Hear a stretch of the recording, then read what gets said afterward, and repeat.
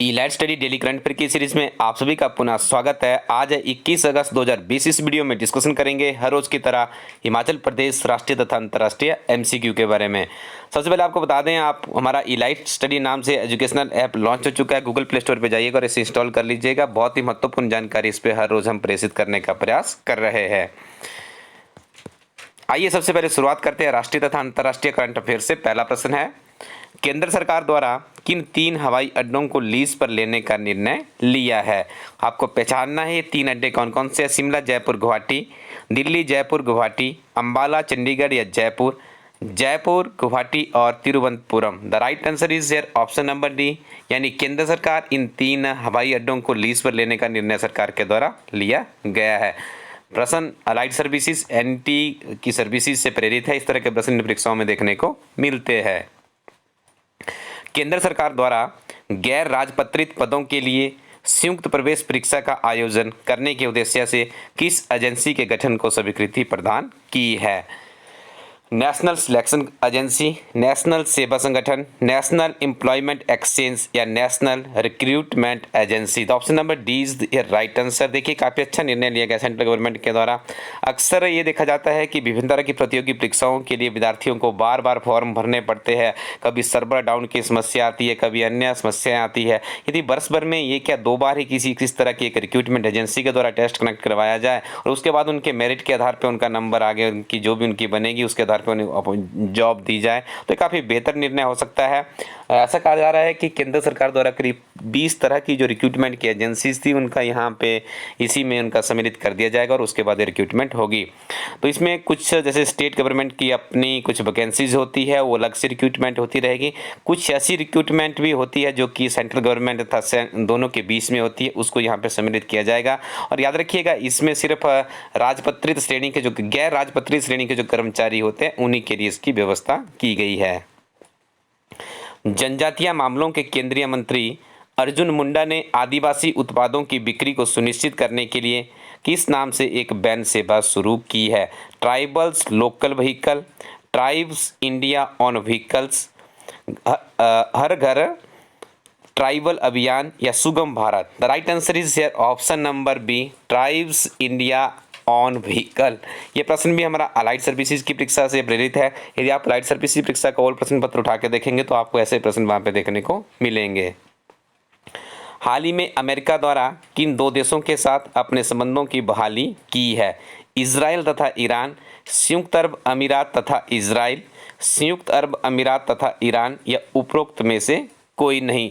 तो इसका सही आंसर है यहाँ पे संयुक्त अरब अमीरात और Israel is the right answer, यानी option number B is the right answer.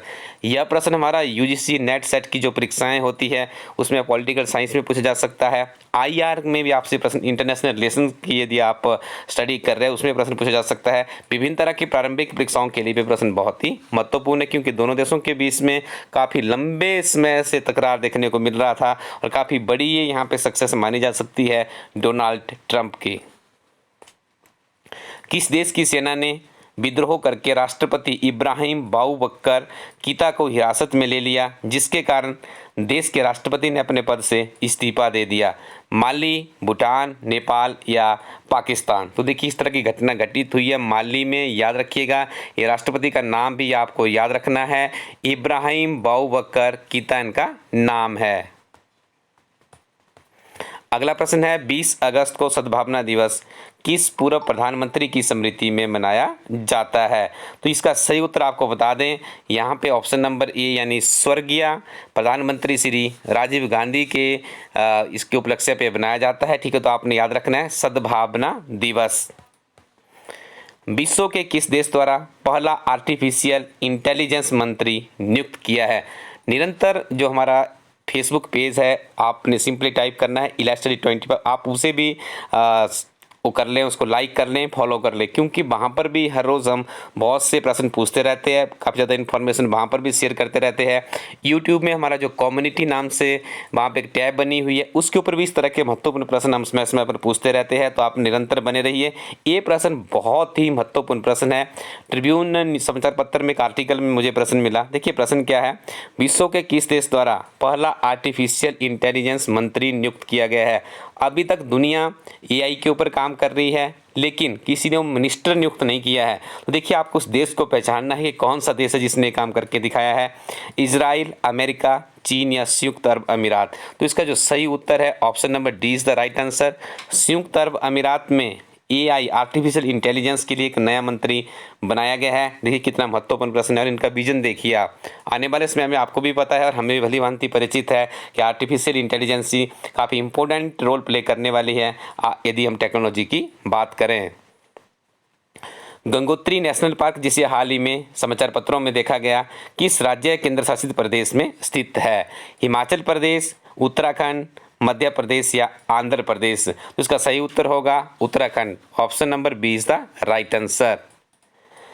IIT Madras और centre for development of advance computing द्वारा किन दो माइक्रो प्रोसेसर को विकसित किया गया है? शक्ति और सर्वश्रेष्ठ, शक्ति और भक्ति, शक्ति और सुपर, या ऑप्शन नंबर डी है यहाँ पे शक्ति 32 बिट का है और विजय यहाँ पे 64 बिट का है। The option number D is the right answer. और शक्ति बिट पिछली बार एचएस की परीक्षा में पूछा गया था, इस बार आपसे हो सकता है कि नेक्स्ट आप यहाँ पे देख रहे हैं ये आपसे कहीं पूछना लिया जाए। तो also both questions are very important.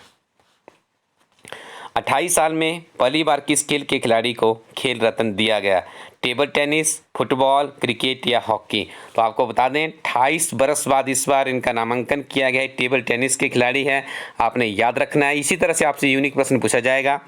देश के सर्वोच्च खेल सम्मान राजीव गांधी खेल रत्न पुरस्कार से टेबल टेनिस मनिका बत्रा को सम्मानित किया गया है। इनका नाम भी सम्मानित करने की सिफारिश की गई है, अभी सम्मानित नहीं किया गया है।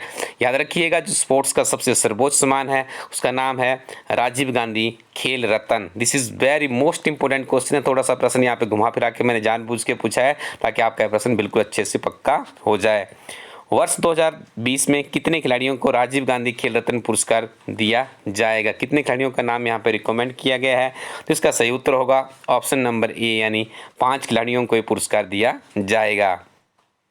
इन 5 खिलाड़ियों के आपने नाम भी याद रखने हैं। इनके नाम मैं आपको बताने से पहले बता दूं कि इसकी रिकमेंडेशन किसके द्वारा की गई है। सेवानिवृत्त जज है मुकुंद कम शर्मा, इनके नेतृत्व में एक 12 सदस्यीय कमेटी बनी थी जिसने 5 खिलाड़ियों का नाम रिकमेंड किया है, जिसमें है मनिका बत्रा, रोहित शर्मा, विनेश मरियप्पन थंगबेल्लू के नामों की सिफारिश की गई है। यहाँ से आपको डेफिनेटली एक प्रश्न देखने को मिलेगा, इनके नाम भी याद कर लीजिएगा। अभी से इनके नाम याद कर लीजिए। जो कमेटी गठित हुई थी उसके जो हेड थे इनका नाम भी आपने याद कर लेना है। IPL 2020 के टाइटल प्रायोजन के अधिकार किस कंपनी ने हासिल किए हैं? 2020 की बात की जा रही है IPL 2020 की, तो आपको बताना है यहाँ पर ड्रीम 11, वीवो, पेटीएम या पतंजलि। तो इस बार देखिए ड्रीम 11 क्या है इसके बारे में समझ लीजिए।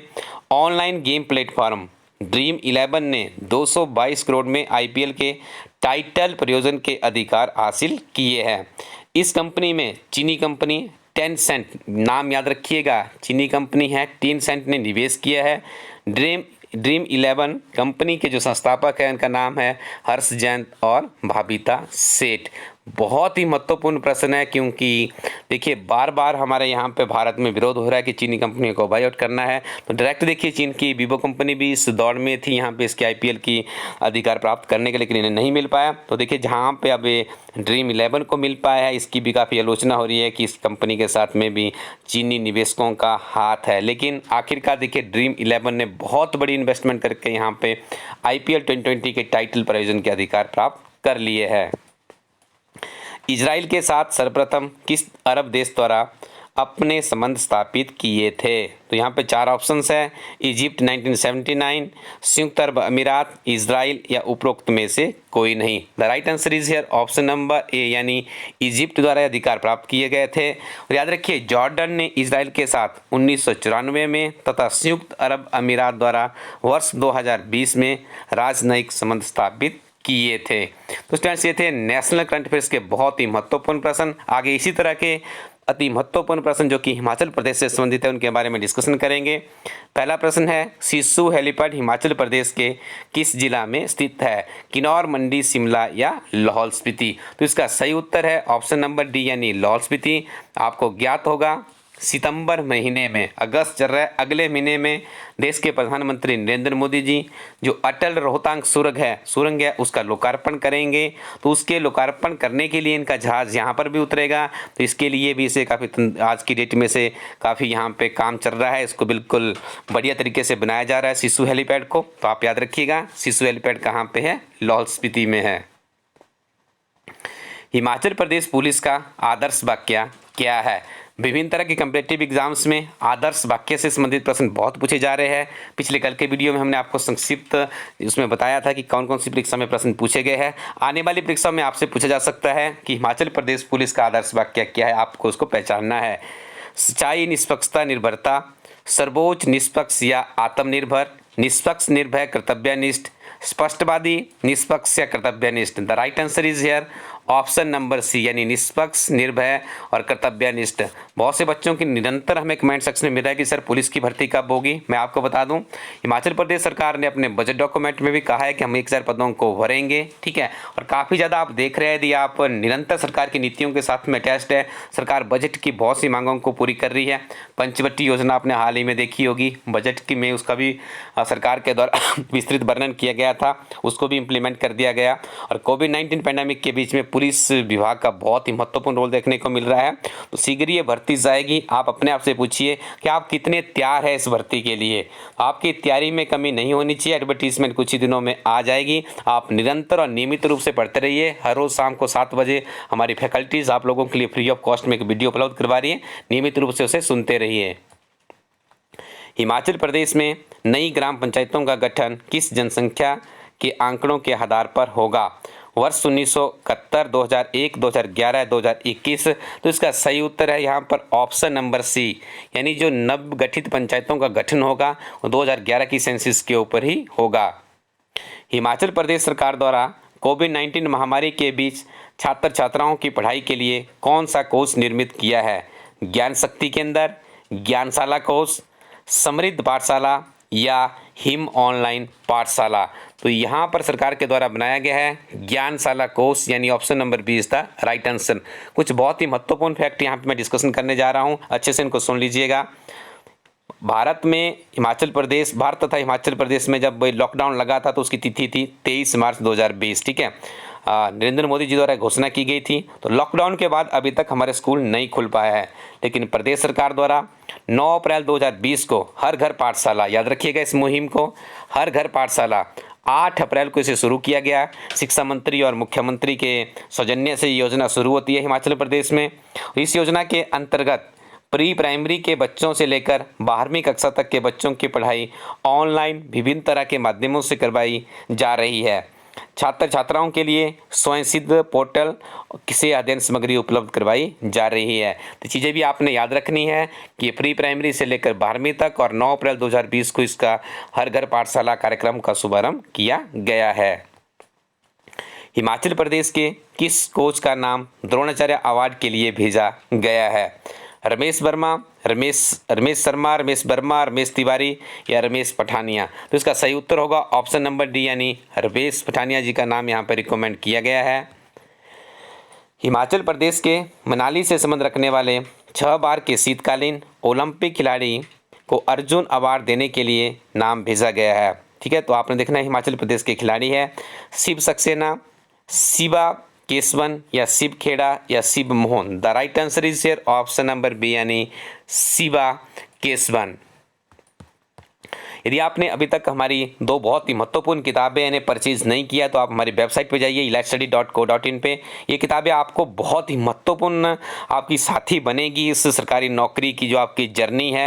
हिमाचल प्रदेश एक समग्र अध्ययन हमारी काफ़ी लोकप्रिय किताब है, जिसमें आपको हिमाचल प्रदेश की संपूर्ण जानकारी, करीब 10,000 प्रश्नों का एक क्वेश्चन बैंक यदि आपके हाथ में होगा तो आप में इतना ज्ञान तो प्राप्त हो ही जाएगा कि आप हिमाचल प्रदेश में विशेष तौर से जो हिमाचल के प्रश्न पूछे जाते हैं उनको आप अच्छे से उनका उत्तर कर पाएंगे।